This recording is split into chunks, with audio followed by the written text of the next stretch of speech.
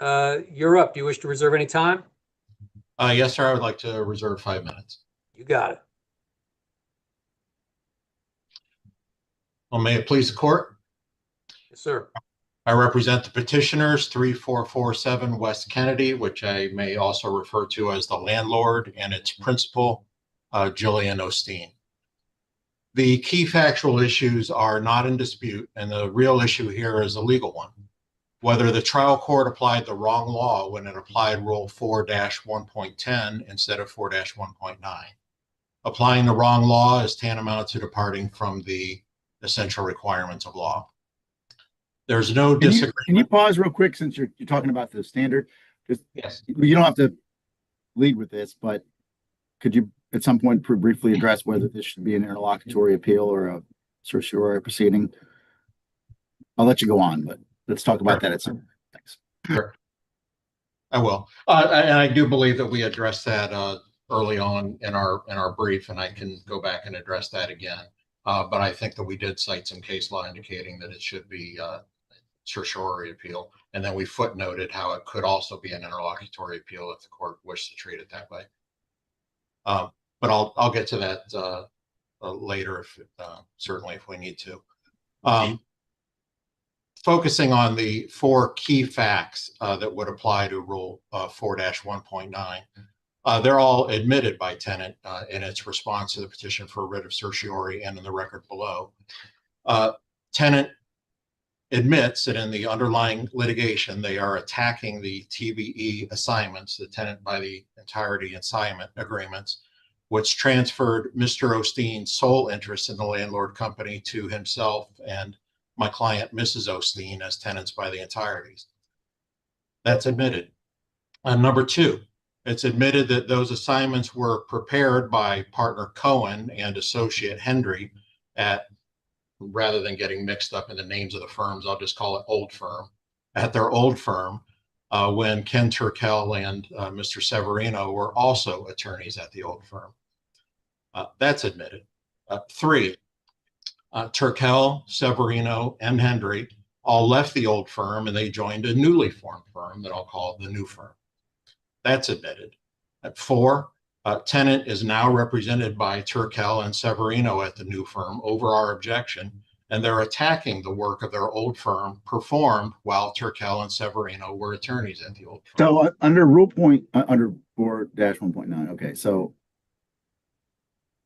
a lawyer, who's the lawyer in this scenario who represented another person and who now is, you're contending, cannot represent another, opposing party on the same or substantial? Which lawyer? Well, it goes through a couple of steps. Initially, it was Mr. Cohen, who represented. When we work backwards, who's representing the tenant now? Representing the tenant now is Turkel and Severino. Okay, so when did they represent? Well, there's obviously the other issue about who was the prior client, but when did they represent the adverse party? Their partner, Mr. Cohen, represented the right, but they didn't. They didn't directly. They were. But why does Rule 4-1.9 apply if they didn't? A lawyer who has formally represented a client in a matter. Who is the lawyer who formally represented a client in a matter? It was Cohen, and then Turkel and Severino were the same lawyer, but that has to be the same lawyer who is prohibited from representing another person in the same or substantially related matter. So you're saying Cohen was the lawyer in the first clause of 4-1.9, but then now you're saying Turkel et al. Is the lawyer, is it? But that's the same, it's supposed to be the same lawyer, right? A lawyer who formally represented a client may not afterwards represent another person, but Cohen's not representing another person. You're accusing Turkel of representing another person. It is Turkel, and it is that is representing the other person, and it is because you have to read 4-1.9 in conjunction with 4-1.10, which goes on. I thought you were saying that. Maybe I'm misunderstanding your argument. You're saying that the trial court departed from the essential requirements of the law by applying for the wrong rule. The court used 4-1.10 by itself and said that 4-1.9 did not apply. The two need to be read together. So are you saying it's a violation of 4-1.10 by virtue of the prohibition in 4-1.9 referred to within 4-1.10? That's exactly. So what's the prohibition? 4-1.10A imputes the disqualification to other attorneys in the firm. So the other attorneys that were, I know, but that would only work if you would answer my question differently, which is that it was Hendry who was the individual because you just admitted Turkle. Well, Cohen doesn't even work for the new firm. Turkle was never a lawyer who formally represented a client. So it all obviously hinges on Henry, right?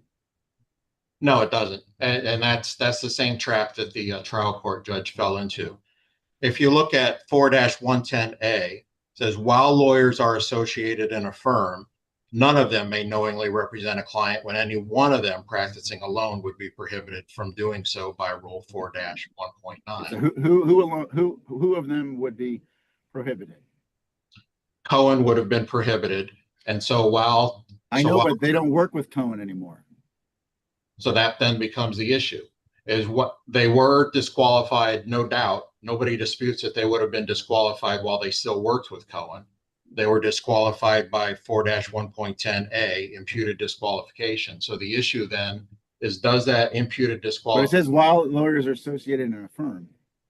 Right. It doesn't say that goes away when they change firms.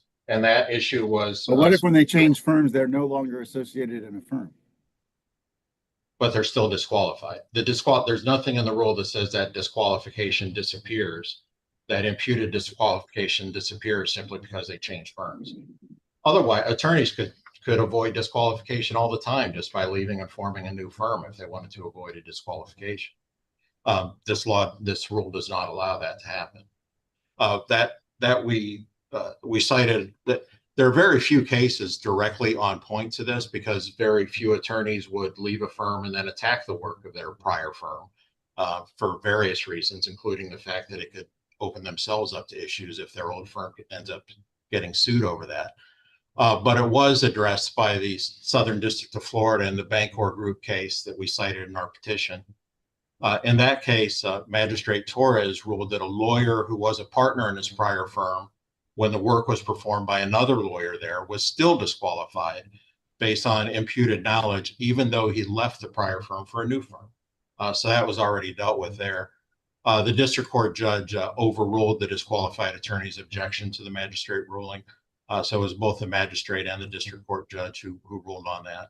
I have a question, Mr. Malkovich. It's maybe flipping the coin over and focusing on the other side of the equation from what Judge Atkinson was talking to you about. This is what I'm bumping up against in your argument, just about the underlying attorney-client relationship that we're talking about here. Usually in these disqualification issues, when they come up, you've got a client who files an affidavit or testifies, and they say, that is my lawyer. That is who represented me. And now they're over on the other side, et cetera, et cetera. Here, I'm not seeing any affidavit or testimony from either 3447 West Kennedy Boulevard LLC or Ms. Ostein that says, Ms. Hendry was my former lawyer, or Mr. Turkel was my former lawyer, or anyone. So as that didn't happen here, or at least I'm not seeing it in the appendix, walk me through how this plays out in your analysis. And I think I would focus more on 4.1.10, but walk me through how that plays out. There was testimony from, and it's in a transcript from the hearing, from Mr. Cohen, saying that he represented both the landlord and Mrs. Ostein. And there was also testimony from Hendry where she admitted that she did work both for the landlord and Mr. Ostein.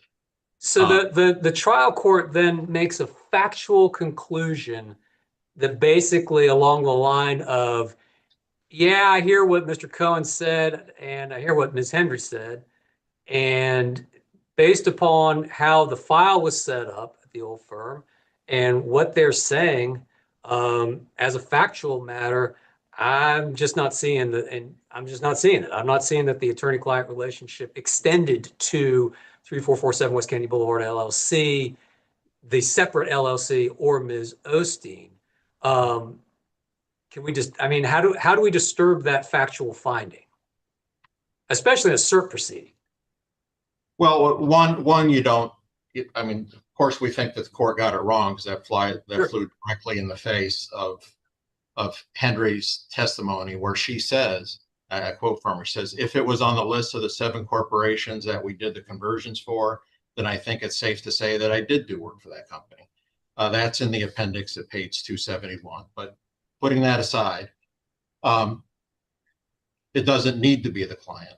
Even if the court were to accept the tenant's argument that the old firm only represented Mr. Ostein and not the landlord, despite both Hendry and Cohen's testimony to the contrary, Turkel and Severino are still disqualified under the rule because they are attacking what the rule says.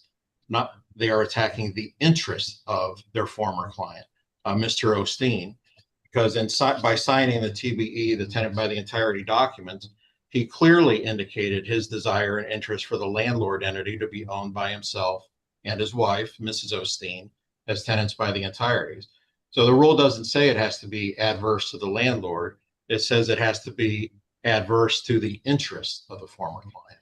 Well, then don't you bump up against a standing issue? I mean, then you basically got Ms. Ostein purporting to assert a disqualification based upon the deceased Mr. Ostein, right? And that, like I said, this really it's kind of a strange one for me on disqualification cases, because, like I said, I mean, usually the client is because again, attorney-client relationship, you know this, it's established based upon the but it is the view of the client that establishes the attorney-client relationship, and not necessarily whether the attorney says yes there was or no there wasn't, because otherwise attorneys could disclaim attorney-client relationships to get them out of hot water whenever it was convenient. So it's the client's point of view that really drives that inquiry, and we don't have that here, and it troubles me. Well, what we have is somebody standing in the shoes of the client. Certainly, Mr. Ostein is no longer with us, so we have his widow, who stands in his shoes in various ways. She's the trustee of his trust. She's the administrator of his estate. The landlord has passed her by tenancy of the entireties, and at least 3 ways she's standing in his shoes. But isn't that a presumption that sort of relevant to the gravamen of the dispute? I mean, we're just presuming that the former client, which you would concede at least is Mr. Ostein. We're presuming what his interests are. I mean, well, he signed the document. His interests were for the landlord to pass from himself 100% to himself and his wife as tenants by the entireties. That was his interest, as witnessed by the document itself. Well, I mean, yeah, the third party, it's almost as if like the third party beneficiary is now standing in the shoes of the actual former client, and the sort of the subtext of the debate is whether the former client's interests were actually effectuated by the transfer that benefited the third party. I mean, I'm just, isn't it possible that it might underscore what Judge Lucas is saying? I don't want to speak for him, but the fact that he's deceased, and the fact that to get to the place where you want the court to conclude, we have to presume what this deceased former client, who is not the new client, what his interests were, and then take the leap of saying, well, now the new client stands in his shoes. We don't have to presume that because the Florida Supreme Court said otherwise. To quote from State Farm Mutual Auto Insurance Company versus KAW, It says, under certain circumstances, someone other than the client may request disqualification. So even if my current clients were not the clients, I think that they were, but even if they weren't, under certain circumstances, someone other than the client may request disqualification. So to go on with the quote, it says, consequently, the required analysis does not always turn on present or former representation of the party seeking disqualification.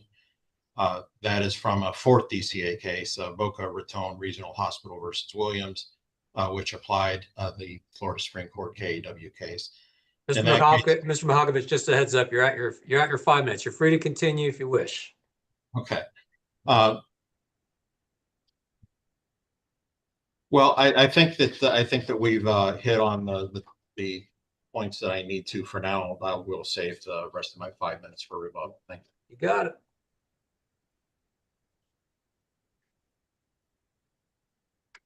Mr. Caldevilla. May it please the court. Good morning, your honors. I'm Dave Caldevilla, and I represent Tampa Bay Bar Business, who's the respondent in this case, who I'll be referring to as the tenant. But let me just jump into some of the questions that have been asked by Judge Atkinson and Chief Judge Lucas. The first question you asked Judge Atkinson was about jurisdiction under the interlocutory appeal rule 9.130.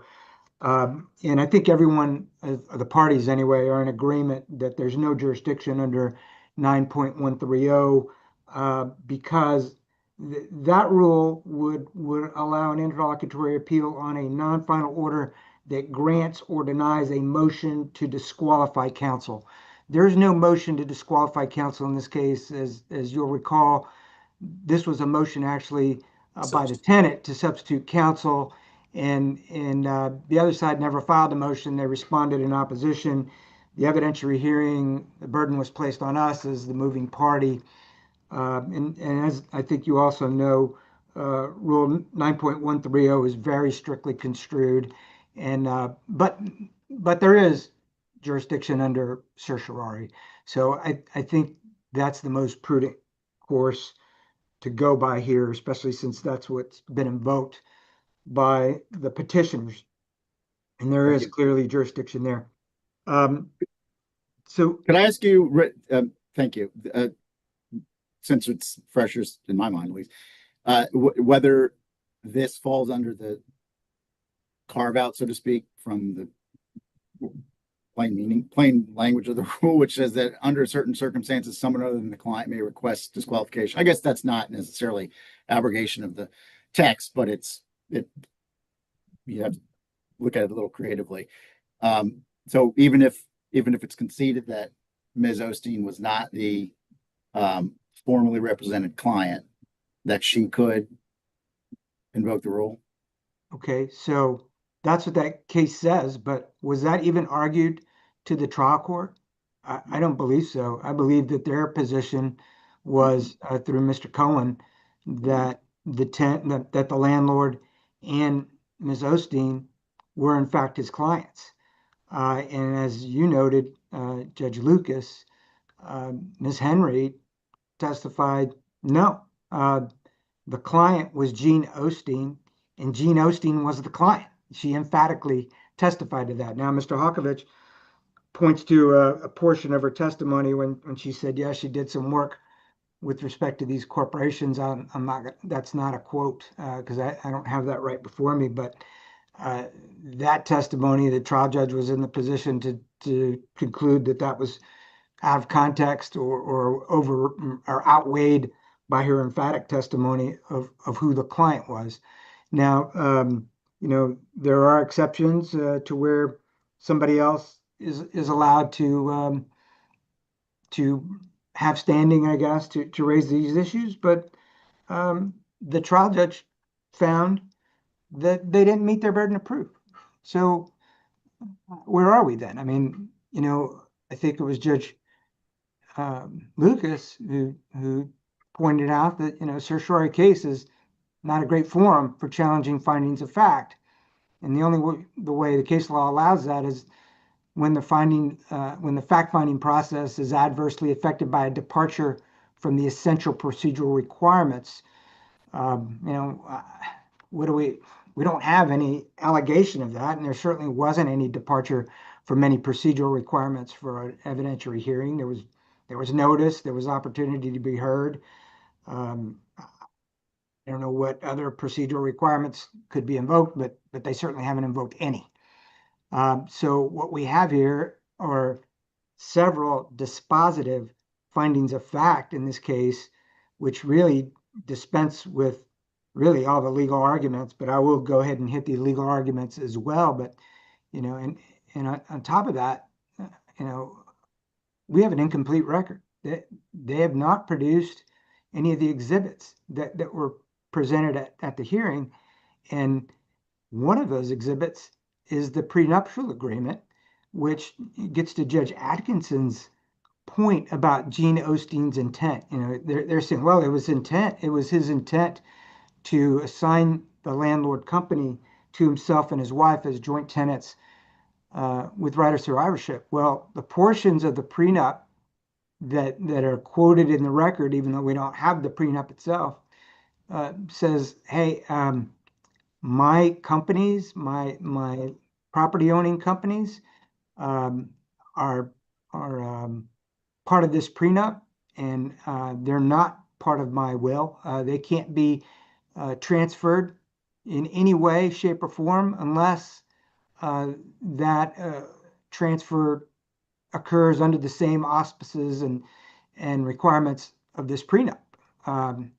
And maybe that's why that document hasn't been included in the record.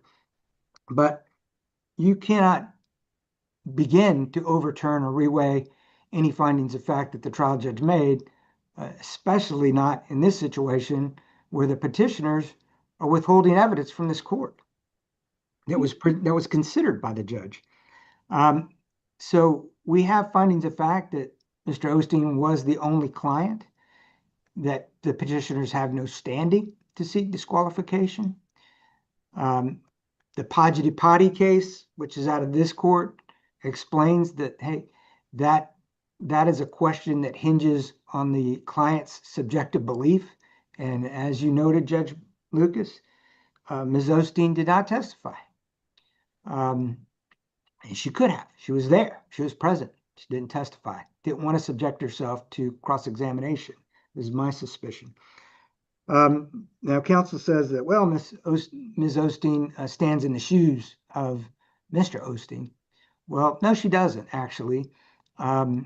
She's being sued in her individual capacity in this case. She's not being sued in her capacity as the trustee of Mr. Ostein's estate. She's not, of his trust, excuse me. She's not being sued in her capacity as the personal representative of his probate estate. She's being sued individually. She's got no shoes. She's not wearing Gene Ostein's shoes in this case. So I think that takes us to, as I said, the findings of fact are dispositive, and that's really the end of it. And so I really don't have to go any further, but I would like to go ahead and talk about the interplay of the rules, because Judge Atkinson really picked up on these points. And I think it's very clear by the questions that Judge Atkinson asked that Rule 4-1.9 definitely does not apply here, because that rule governs when everyone's in the same law firm. And it applies to lawyers, not law firms. You don't get to imputation of a conflict among other lawyers in the firm until you get to Rule 4-1.10. And counsel seems to be relying on 4-1.10a, which is never relied on in the trial court. Okay, it's not preserved for appeal, but let's see what it says. It says, while the lawyers are associated in the firm, which the plain text of that means we're talking, this imputation is going to take place while all the lawyers are still in the same firm. And we know that doubly sure because when you go to the comments in that rule, the comments say subdivision A operates only among the lawyers currently associated in a firm. And then it says when a lawyer moves from one firm to another, the situation is governed by subdivisions B and C. All right. Subdivision C has not been raised in this case. It's inapplicable. Subdivision B is what we've all, my clients contended applies. In the comment for subsection B says this: subsection B operates to disqualify the firm only when the lawyer involved has actual knowledge of relevant information protected by rules 4-1.6 and 4-1.9 B and C. Thus, if a lawyer, while at one firm, acquired no knowledge or information relating to a particular client of the firm, which we don't have a particular client of the firm in this case, and that lawyer later joined another firm, neither the lawyer individually nor the second firm is disqualified from representing another client in the same or related matter, even though the interests of the two clients conflict. That's a mouthful, but bottom line is that comment ends this case. It says that no, Turkel and Severino are not conflicted out. They testified they had no relationship with Gene Ostein, did not work on any of his cases. Ms. Henry, of course, is not working on this case. And Judge Huey found that she didn't get any substantially related confidential information anyway, which is also a finding of fact. So the comment to Rule 4-1.10 eviscerates their case. Now, counsel has pointed to this Bancorp case out of the Southern District of Florida, which was not cited to the trial judge because this argument of disqualifying Mr. Turkel and Mr. Severino just by virtue of them being Mr. Cohen's former partners was never raised. But the Bancorp case, what I find, there's a couple of things that I find very interesting about that case. Number one, the findings of fact in that case were just the opposite. The trial judge had an evidentiary hearing and said, I believe the client in this case. I don't believe the lawyers. The evidence is that, heck yeah, there was a former client. Yes, there was confidential information that was substantially materially related. So I find a conflict. In this case, we have findings of fact that are just the opposite. But another thing that I find interesting about the Bancorp case, it's, and a copy of it is actually in the appendix. It's in counsel's appendix, the petitioner's appendix at pages 374 and 375. If you make note of those, that those pages of the Bancorp decision, the court cited to the Bon Secours nursing home versus Seaman case, which is a second DCA case, which I did not cite in my brief. But I'll be happy to cite it as supplemental authority if you want, but it's right there at page 374 of the appendix. In that case, it was the on four corners of what's going on here. You had lawyers from another firm who did not represent the client. The law firm wound down. One of the lawyers left that firm and began representing opposing a party who was opposing the client of the former firm. My tongue's a little twisted on that, but same facts. This court says, no, not a conflict, no disqualification. I could go through my notes here, but I feel confident that the court's read the record and read the briefs. So unless your honors have any other questions, I'm just going to rely on my brief from here on out and just request that the court deny the petition. Thank you. Thank you, Mr. Caldavia. Mr. Mahakovich, you have your full 5 minutes. Thank you. As far as the exhibits to the hearing not being in the record, they don't need to be because we're not relying on them. Rule 4-1.9 has 3 parts, A, B, and C, separated by the word or, so only one needs to be satisfied for attorney disqualification. Here at subpart A, which states that a lawyer who has formerly represented a client in a matter must not afterwards represent another person in the same or substantially related matter in which that person's interests are materially adverse. There's nothing in this rule that requires counsel to reveal the confidences of the former client to prevail on a motion to disqualify, particularly where there is an irrefutable presumption in Rule 4-1.9. The comments to Rule 4-1.9 provide further guidance as to the purpose of the presumption. I quote, says, a former client is not required to reveal the confidential information learned by the lawyer in order to establish a substantial risk that the lawyer has confidential information to use in the subsequent matter. A conclusion about the possession of such information may be based on the nature of services the lawyer provided the former client and information that would in ordinary practice be learned by a lawyer providing such services. That's in the comments to Rule 4-1.9.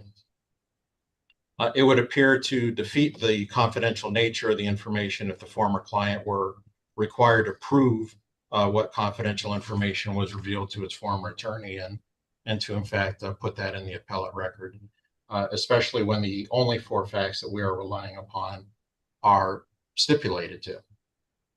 We know that Mr. Cohen did the work for the landlord and Mr. Ostein when he, Turkel, and Severino were all part of the old firm. We know that Turkel and Severino were disqualified while they were at the old firm by imputation. And so it just comes down to the pure legal issue of whether or not that imputed disqualification goes away simply when they change law firms. That's the issue before this court.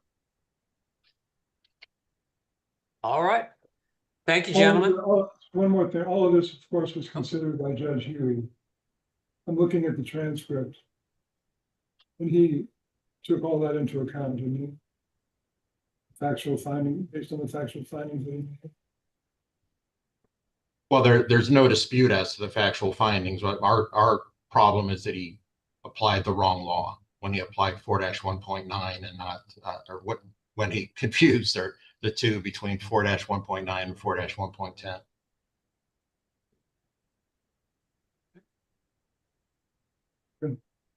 All right. Well, thank you. Thank you, gentlemen. We'll go ahead and if you could go ahead and exit at this time, and we'll call the next case. Thank you, Your Honors. Thank you. Thank you. The next case